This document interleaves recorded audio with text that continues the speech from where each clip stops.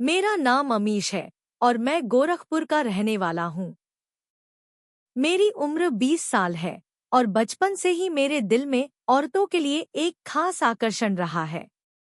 मेरे घर के सामने वाली आंटी हो या बगल वाली, दोनों की अपनी अपनी खासियत थी।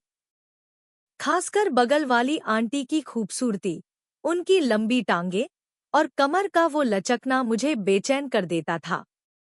उसे पटाने में मुझे महीनों लगे, क्योंकि उसका पति बैंक मैनेजर था और वो किसी रानी की तरह थी। लेकिन आज मैं जो कहानी सुनाने जा रहा हूँ, वो उससे भी ज्यादा रोमांचक और गुदगुदाने वाली है। ये बात कुछ दिन पुरानी है और इसे सुनकर आप भी बेकरार हो जाएंगे। कुछ दिन पहले मुझे गोरखपुर से लखनऊ जाना था। मैं हमेशा बस से सफर करता हूँ, लेकिन इस बार मेरा दोस्त मिल गया। उसने कहा, यार, ट्रेन से चलते हैं, मजा आएगा। मैंने सोचा, चलो कुछ नया ट्राई करते हैं। अगले दिन सुबह 8 बजे हम स्टेशन पहुंचे।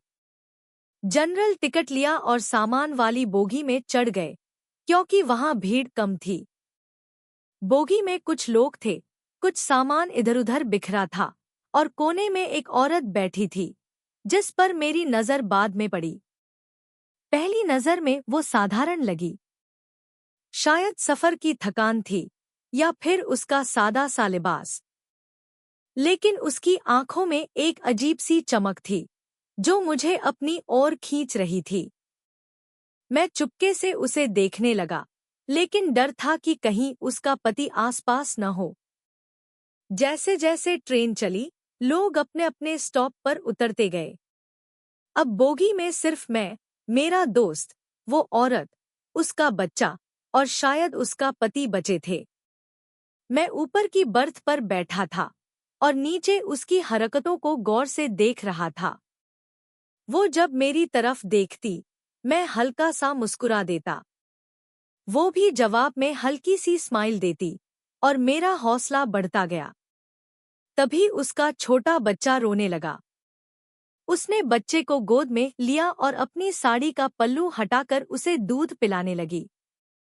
हवा तेज थी और ट्रेन की रफ्तार के साथ उसकी साड़ी बार बार उड़ रही थी। एक बार तो हवा ने उसकी साड़ी ऊपर उठा दी और मुझे उसका आकर्षक रूप साफ दिखा। उसने जल्दी से साड़ी ठीक की, लेकिन उसकी आंखों में शरारत थी। उसे पता था कि मैंने सब देख लिया है। मेरा दिल तेजी से धड़क रहा था। तभी ट्रेन रुकी और उसका पति बोला, मैं दूसरी बोगी में सीट देखने जा रहा हूँ। ये सुनते ही मेरे दिमाग में लड्डू फूटने लगे। मैंने अपने दोस्त को मैसेज किया, बाहर जा और उस आदमी को व्यस्त रख। मेरा दोस्त समझ गया और बाहर चला गया। अब बोगी में सिर्फ मैं, वो औरत और उसका बच्चा बचे थे। बच्चा सो रहा था और मैं अपने मौके का इंतजार कर रहा था। मैं अपनी जगह पर बैठा उसे घूरता रहा। वो भी मेरी नजरों को समझ रही थी। तभी उसका बच्चा फिर रोने लगा। उसने मुझे देखा और फिर बच्चे को दूध पिलाने लगी। इस बार हवा ने फिर उसकी साड़ी उड़ा दी और उसका आकर्षक रूप मेरे सामने था। मैंने सोचा, अब और नहीं रुक सकता। लेकिन मैंने खुद को कंट्रोल किया। जब वो जागी, तो मुझे देखकर शर्मा गई। मैंने हल्का सा मुस्कुराया और वो भी जवाब में मुस्कुरा दी। मुझे लगा, अब मौका है। मैं नीचे उतरा और उसके पास जाकर बैठ गया। मैंने उसकी तारीफ शुरू की। आप बहुत खूबसूरत हैं, आपका नाम क्या है? उसने बताया कि उसका नाम रीना है और वो लखनऊ अपने मायके जा रही है। उसका पति बाहर नौकरी करता है और साल में 1-2 बार ही घर आता है। उसकी बातों से मुझे पता चला कि वो अकेली है और शायद उतनी ही बेचैन जितना मैं था। हवा तेज थी, तो मैंने कहा, रीना जी, यहाँ हवा बहुत तेज है, मेरे पास आकर बैठ जाइए। वो मेरी बात समझ गई और मेरे पास आकर चिपक कर बैठ गई। उसके करीब होने से मेरा दिल और तेज धड़कने लगा। मैंने धीरे से उससे बातें शुरू की। आपका बच्चा सुबह तो आपको तंग करता होगा और रात को आपके पति। वो हंसते हुए बोली, अरे, रात को तो कोई तंग करने वाला नहीं है। ये सुनकर मेरा जोश और बढ़ गया। बातों बातों में वो मेरे कंधे पर सिर रखकर सो गई। उसका गर्म स्पर्श मेरे सीने से टकरा रहा था।